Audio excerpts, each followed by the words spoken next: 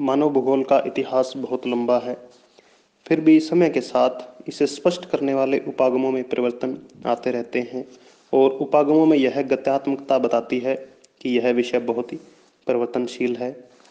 जैसे 15वीं शताब्दी के अंतिम चरण में खोज और यात्राओं के युग शुरू होने से पहले विभिन्न समाज और देश एक दूसरे के बारे में सीमित ज्ञान रखते थे, लेकिन खोजों के बाद का युग, जिसे हम उपनिवेश युग कहते हैं, वहाँ से लेकर आधुनिक युग तक मानव भूगोल ने बहुत उन्नति की है, जिसे कि हम इसके विभिन्न उपागम और उसके लक्षण देखकर पता कर सकते हैं।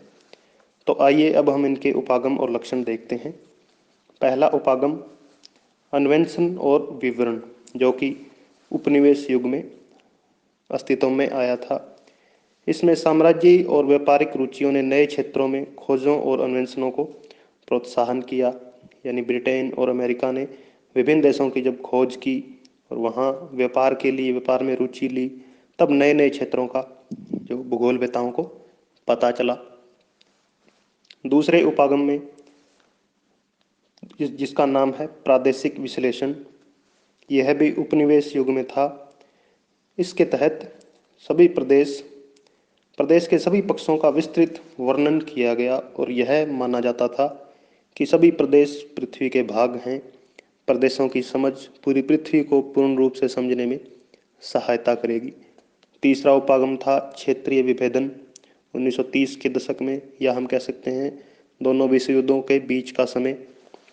इसके अंदर एक प्रदेश दूसरे से अलग क्यों है और एक प्रदेश के अंदर विलक्षणता क्या है, विशेषता क्या है, इस पर बल दिया जाता था।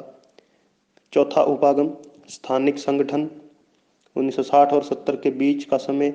इस दौरान कंप्यूटर और परिष्कृत आंकड़ों के प्रयोग से जब विशिष्ट मानचित्र तैयार हुए और मानवीय परिघटनाओं के विश्लेषण में फिजिक्स के नियमों का प्रयोग किया जाता था, तो इस अवस्था का मेन मोटिव क्या था कि ह्यूमन एक्टिविटीज़ को मानचित्रों के जरिए समझा जाए। पांचवा उपागम मानवतावादी, आमूलवादी और व्यवहारवादी विचारधाराओं का जन्म, जो कि 1970 के दशक में हुआ। जब भूगोल में मात्रात्मक क्रांति आई तो उससे जो उत्पन्न असंतुष्टियां पैदा हुई और एक संसाधनों के वितरण का अमानवीय चेहरा जब सामने आया, तब भूगोल के अंदर तीन नई विचारधाराओं का जन्म हुआ। मानवतावादी विचारधारा कहती है कि इसका सीधा संबंध लोगों के कल्याण से है, तो इसलिए इसको कल्याणवादी विचारधारा भी कहते हैं। और भूगोलवेताओं ने कॉलेज पाठ्यक्रम के अंदर सामाजिक कल्याण के रूप में एक नया कोर्स भी शुरू कर दिया है। आमूलवादी विचारधारा का संबंध, इसके अंदर निर्धनता का कारण, बंधन और सामाजिक असमानताओं की व्याख्या करने के लिए मार्क्स के सिद्धांत का उपयोग किया गया और यह समझाने का प्रयास किया गया कि विभिन्न प्रकार की सामाजिक समस्याओं के लिए पूंजीवाद का विकास जिम्मेवार है।